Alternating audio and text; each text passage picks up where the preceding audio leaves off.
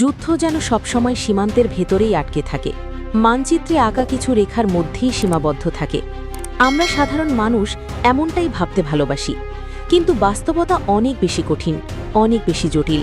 পৃথিবীর এক প্রান্তে যখন গোলাগুলি শুরু হয়, তার প্রতিধ্বনি পৌঁছে যায় হাজার হাজার মাইল দূরের মানুষের জীবনেও।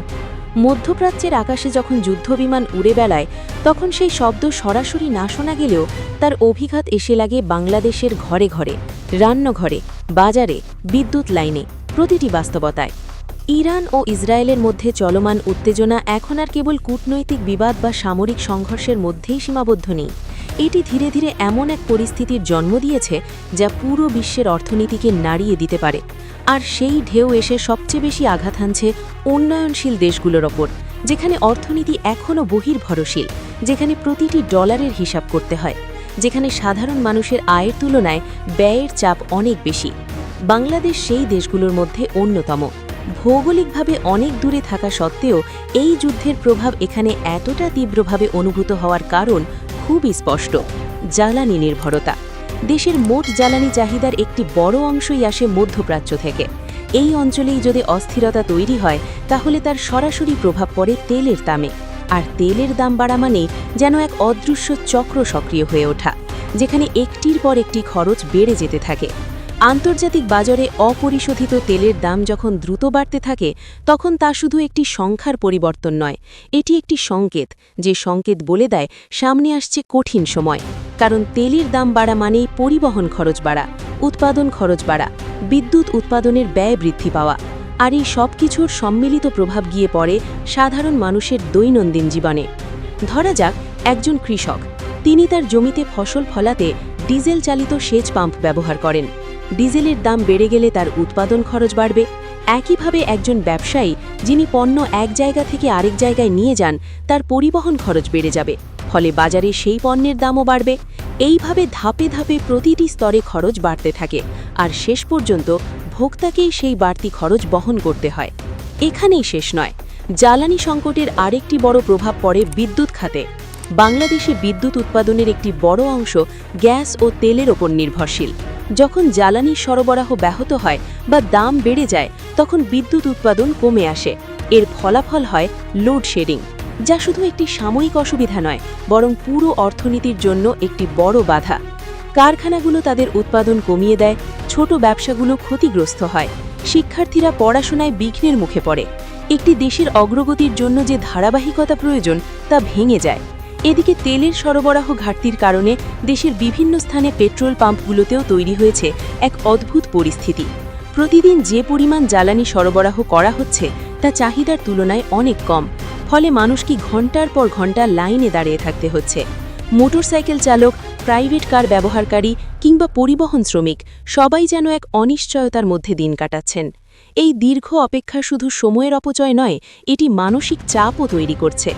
যারা পাম্পে কাজ করছেন, তাদের জন্যও পরিস্থিতি সহজ নয়। ক্রমাগত চাপ, মানুষের ভিড়, অভিযোগ সব মিলিয়ে তাদের কাজের পরিবেশ হয়ে উঠেছে অত্যন্ত কঠিন। অন্যদিকে এই যুদ্ধের প্রভাব শুধু দেশের ভেতরেই সীমাবদ্ধ নয়, এটি সরাসরি প্রভাব ফেলতে পারে দেশের বৈদেশিক আয়ের উপর, বিশেষ করে রেমিটেন্স খাতে। মধ্যপ্রাচ্যের বিভিন্ন দেশের লক্ষ লক্ষ বাংলাদেশি কর্মরত আছেন। তাদের পাঠানো অর্থ দেশের অর্থনীতির জন্য একটি বড় শক্তি। কিন্তু যদি এই অঞ্চলেই অস্থিরতা বাড়তে থাকে, তাহলে সেই কর্মসংস্থানও ঝুঁকির মুখে পড়তে পারে। নতুন কাজের সুযোগ কমে যেতে পারে, পুরনো কর্মীদের আয় কমে যেতে পারে, এমনকি অনেককে দেশেও ফিরতে হতে পারে। এর ফলে রেমিটেন্স প্রবাহ কমে যাবে, যা দেশের বৈদেশিক মুদ্রার রিজার্ভে সরাসরি প্রভাব ফেলবে। রিজার্ভ কমে গেলে আমদানি ব্যয় মেটানো কঠিন হয়ে পড়ে। ডলারের চাহিদা বাড়ে, কিন্তু সরবরাহ কমে যায়, ফলে টাকার মান কমে যেতে শুরু করে। এই পরিস্থিতি আরও বড় একটি সমস্যার জন্ম দেয়: মুদ্রাস্ফীতি। মুদ্রাস্ফীতি যখন নিয়ন্ত্রণের বাইরে চলে যায়, তখন সবচেয়ে বেশি ক্ষতিগ্রস্ত হয় নিম্ন ও মধ্যবিত্ত মানুষ, কারণ তাদের আয় বাড়ে না, কিন্তু ব্যয় বেড়ে যায়। চাল, ডাল, তেল, সবজি, প্রতিটি নিত্য প্রয়োজনীয় পণ্যের দাম বাড়তে থাকে। একটি পরিবারকে তখন প্রতিদিন হিসাব করে চলতে হয়, কোথায় খরচ কমানো যায়, কোন জিনিসটি না কিনলেও চলে। এটি শুধু অর্থনৈতিক সংকট নয়, এটি একটি সামাজিক সংকটও। কারণ যখন মানুষের মৌলিক চাহিদা পূরণ কঠিন হয়ে পড়ে, তখন সমাজে অস্থিরতা বাড়ে, অসন্তোষ তৈরি হয়। বিশ্ববাজারে কাঁচামালের দাম বাড়ার কারণে শিল্প খাতেও এর প্রভাব পড়ছে। সার উৎপাদনের জন্য প্রয়োজনীয় উপকরণ, খাদ্য আমদানির খরচ সব কিছুই বেড়ে যাচ্ছে। ফলে কৃষি ও শিল্প উভয় ক্ষেত্রেই উৎপাদন ব্যয় বাড়ছে। এদিকে আন্তর্জাতিক ফ্লাইট কমে যাওয়ার কারণে রপ্তানি খাতেও দেখা দিয়েছে ধস। বিশেষ করে দ্রুত নষ্ট হয়ে যায় এমন পণ্য যেমন শাকসবজি বা তাজা খাদ্যপণ্য রপ্তানি করা কঠিন হয়ে পড়েছে। ফলে দেশের রপ্তানি আয় কমে যাচ্ছে। এই পরিস্থিতি যেন এক দ্বিমুখী চাপ তৈরি করেছে। একদিকে আমদানি ব্যয় বাড়ছে, অন্যদিকে রপ্তানি আয় কমছে। এর ফলে অর্থনীতির ভারসাম্য নষ্ট হয়ে যাচ্ছে। সব মিলিয়ে এই যুদ্ধ বাংলাদেশকে এমন এক বাস্তবতার সামনে দাঁড় করিয়েছে যেখানে প্রতিটি নির্ধারণই গুরুত্বপূর্ণ। সরকারকে একদিকে যেমন জ্বালানির সরবরাহ নিশ্চিত করতে হবে, তেমনি মূল্যস্ফীতি নিয়ন্ত্রণেও কার্যকর পদক্ষেপ নিতে হবে। একই সঙ্গে বিকল্প জ্বালানি উৎসের দিকে নজর দেওয়া, অভ্যন্তরীণ উৎপাদন বাড়ানো, রেমিটেন্স প্রবাহ ধরে রাখা, এই সব কিছুই এখন সময়ের দাবি। কিন্তু সবচেয়ে বড় প্রশ্ন হলো, এই সংকট কতদিন চলবে? কারণ একটি যুদ্ধ যত দীর্ঘস্থায়ী হয় তার প্রভাবও তত গভীর হয়, আর সেই প্রভাব থেকে পুরোপুরি মুক্তি পাওয়া সহজ নয়। শেষ পর্যন্ত আসার জায়গা একটাই, স্থিতিশীলতা। যদি মধ্যপ্রাচ্যে শান্তি ফিরে আসে, যদি যুদ্ধ থেমে যায়, তাহলে হয়তো পরিস্থিতি ধীরে ধীরে স্বাভাবিক হবে। কিন্তু ততদিন পর্যন্ত এই অস্থিরতার ঢেউ আমাদের অর্থনীতি ও জীবনে আঘাত হানতেই থাকবে।